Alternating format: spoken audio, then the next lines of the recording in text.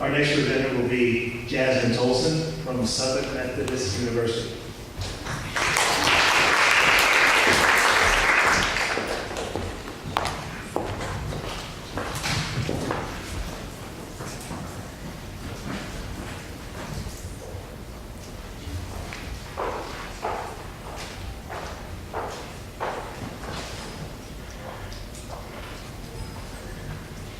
Good morning. My name is Jasmine Tolson, and this summer I had the honor and privilege of working under the mentorship of Dr. Mark Hearns in the Boyd Raleigh Laboratory at the Center for Heart and Lung Innovation in Vancouver, British Columbia, on a project entitled Characterizing Early Ischemic Injury in Cardiac Grafts Harvested from Organ Donors After Circulatory Death.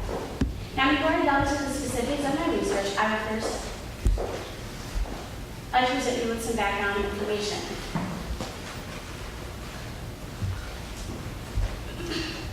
According to the World Health Organization, cardiovascular diseases are among the leading cause of death around the world.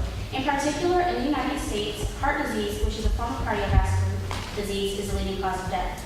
The most common type of heart disease is caused by atherosclerosis, which is the hardening of arteries due to plaque buildup within the arteries. The picture to the right, this is the plaque, and this would be the blood trying to flow through. As you can see, the blood cannot adequately flow through and go to give oxygenated blood to the rest of the heart tissue.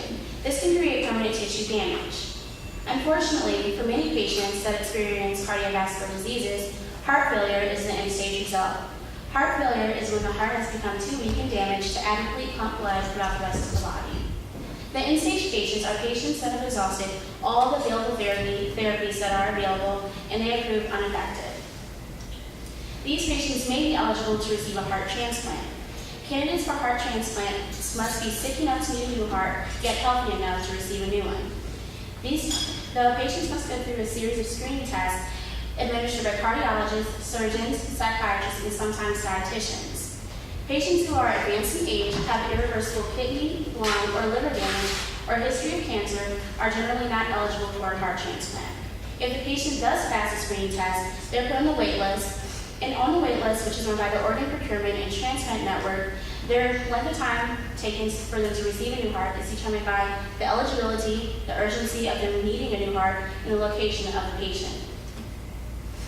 Potential donor heart requirements include the patient must be under the age of 65, have no history of heart disease or trauma to the chest, be hepatitis negative, and not be HIV positive. The method of selecting a donor heart is very conservative in terms that physicians are picking on the types of hearts that they may take in. Although the patient may meet the requirements that are listed above, a physician might not want a heart that's too small, they may not want a heart from a patient who has a history of diabetes. So therefore, there's what's known as varying regional acceptance, which means that a heart that's accepted in one region of the United States might not be accepted by a physician in another region. As the gap continues to widen, there's currently a mismatch between the number of available organs for transplant and the number of patients that are on the wait list. The gray line represents the number of patients on the wait list, which is clearly over 100,000 people. The green line represents the number of donors that are available, which is under 15,000. And this is in 2009. Currently today, there's over 120,000 people on the wait list to receive an organ donation. The transplants are only 26,000. Around 26,000. The transplant list is higher than the donor list because once a patient is eligible to be a donor, more than their heart is harvested from them. The current methods of donation by pathways, the most standard method is harvesting from donation after neurological death. This means that the patient is now been declared brain dead, meaning that they have no neurological activity present. The patient is critically ill and is being kept alive via a mechanical ventilator. Therefore, blood is still being perfused throughout the rest of the body, and the heart is still being allowed to pump blood to the other organs.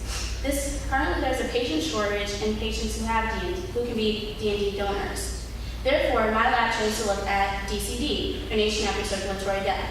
This is a less common form of donation as the patient is critically ill, however, they do not meet the D&D qualifications. There's minor amounts of brain activity left, but the patients are only being kept alive via life-sustaining therapies. These life-sustaining therapies include a mechanical ventilator. Once the mechanical ventilator is removed from the patient, they will die. Currently, DCD transplant method is used to harvest the lungs, kidneys, pancreas, and the liver.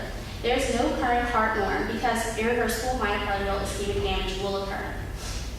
The picture to the right shows the yellow portions, the lighter yellow portions are the ischemic damage. Once the heart is ischemically damaged, the tissue is irreplaceable and the heart won't be able to effectively pump blood. The specific aims of my research are from control and UCD subjects.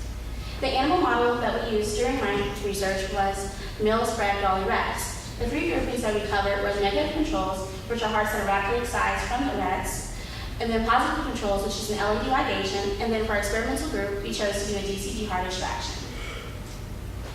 I will begin with my positive control.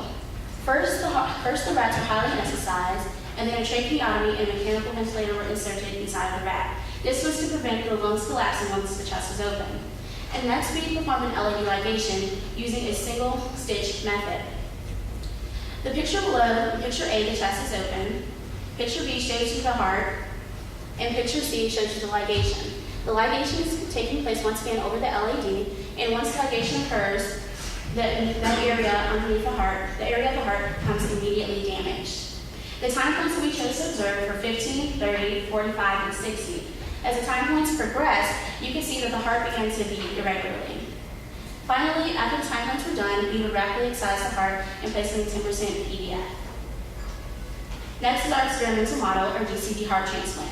This model was made in order to replicate what would happen to a patient or a donor who would be given a heart via the DCD method.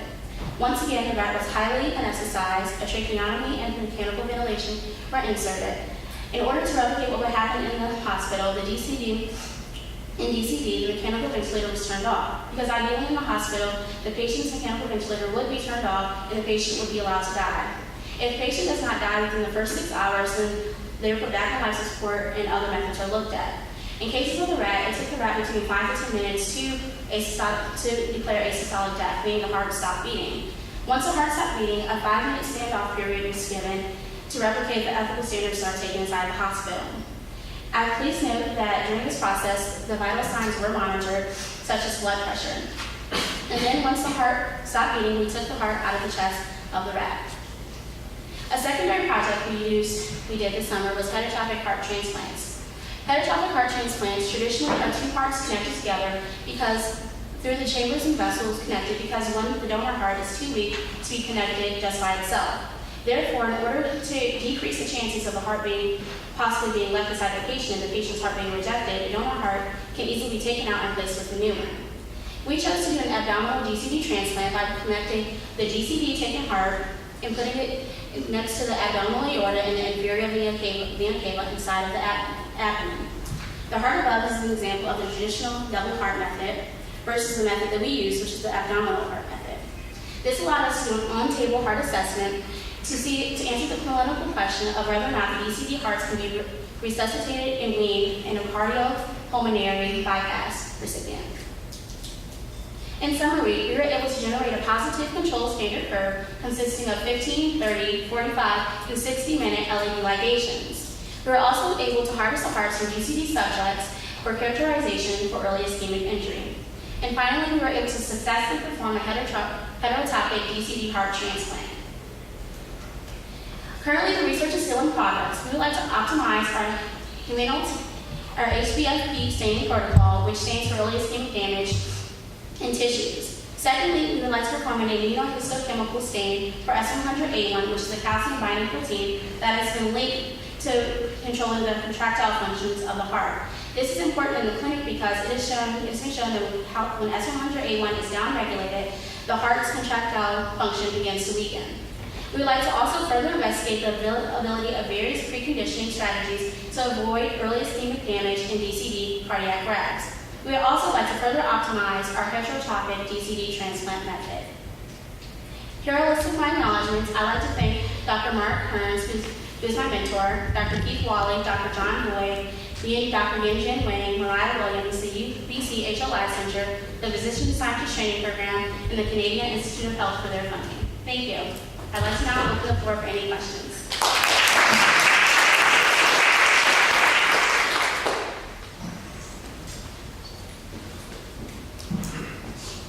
Can you mention again when in a clinical setting and then a topic cardiac transplant? Okay, so in a clinical setting, if the patient's heart is already weak, say they're like experiencing heart failure, if the donor heart isn't up to standard, such as the donor heart is too small but the patient is in extreme need, they'll place the donor heart inside of the patient in order for the heart, in order to like help it, kind of like a Zebuffer method. Okay, and does it stay in, or do they wait until they get an actual bigger heart and they put it in the patient? Ideally, if the heart works, if the patient, the idea is that the original heart will get better and be able to sufficiently pump more blood to the body. So if the heart does work and the patient doesn't show any signs of like distress or anything, they'll leave the heart in. However, if the heart does not work, they'll easily be able to take that heart out, but the patient will still have their original heart and they can put a new donor heart